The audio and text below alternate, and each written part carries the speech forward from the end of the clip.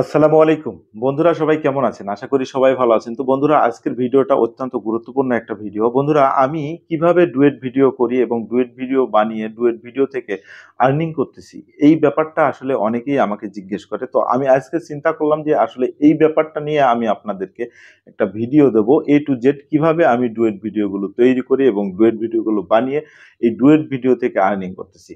শুধু আমি না বন্ধুরা, বাংলাদেশে বিভিন্ন মানুষ কিন্তু এই ডুয়েট ভিডিও তৈরি করে, আসলে এটা ডুয়েট না, এটা হচ্ছে রিয়াকশন ভিডিও। দুইটা একসাথে করার কারণে আমরা ডুয়েট বলি।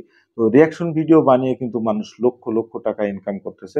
আপনিও ইচ্ছা করলে করতে পারবেন। তো ভিডিওটা আপনারা অবশ্যই দেখবেন, পুরোটা দেখলে আপনারা বুঝতে পারবেন যে আসলে আমরা ডুয়েট ভিডিওগুলো কিভাবে করি। পুরোটা আমি আজকে আপনাদের এই ভিডিওটার মাধ্যমে শেয়ার করব। তো আমি ইনশর্ট দিয়ে আমি আপনাদেরকে দেখাবো।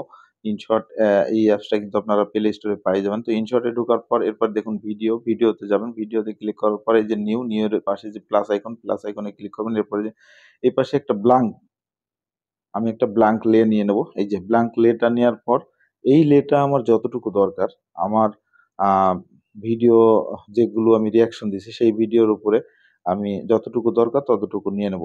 আচ্ছা, আমি এইটুকু নিয়ে নিলাম। এরপরে কাটা লাগলে কাটবো। এরপরে কি করব, আমি একটা ওভারলে এখানে আবার লাগাবো। তো ওভারলে লাগানোর জন্য আপনাদেরকে যেটা করতে হবে সেটা হচ্ছে এই যে এইখানে পিপ একটা অপশন আছে। এই পিপ অপশনটাই ক্লিক করতে হবে। আমি ক্লিক করলাম, করার পর একটা আমি রিঅ্যাকশন নেব। আমি যেটা আগে দিয়ে রাখছি, এই যে এই রিঅ্যাকশনটা আমি আগে দিয়ে রাখছি। এইখানে এই রিঅ্যাকশনটা যেহেতু আগে দিয়ে রাখছি, এটা আমি নিচে সিলেক্ট করলাম। বন্ধুরা এই এই যে ভাইটি এরপরে আমি এইটা যে ভিডিওটার উপরে রিঅ্যাকশন দিছি ঠিক সেই ভিডিওটা আমি এবার নেব।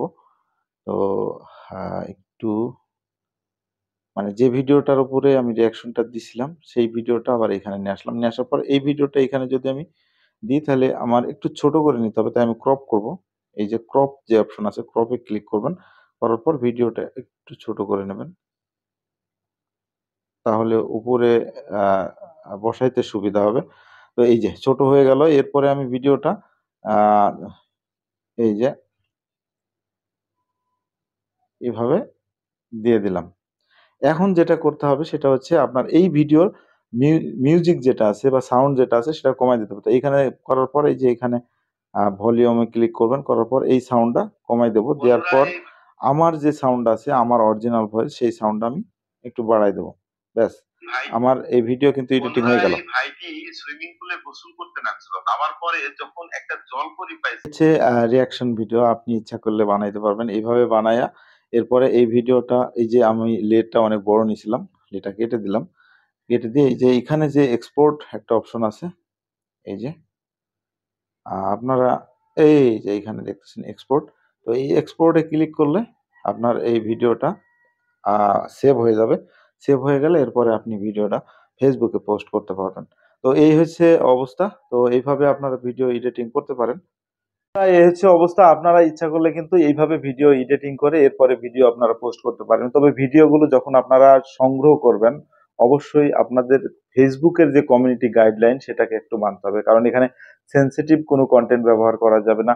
কোনো সেক্সুয়াল কনটেন্ট ব্যবহার করা যাবে না। কনটেন্টগুলো যখন আপনি সংগ্রহ করবেন অবশ্যই খুব সুন্দরভাবে ধৈর্য সহকারে সংগ্রহ করবেন। এরপরে ডুয়েট করবেন, ভিডিও ছাড়বেন। 100% এখান থেকে গেইন করতে পারবেন।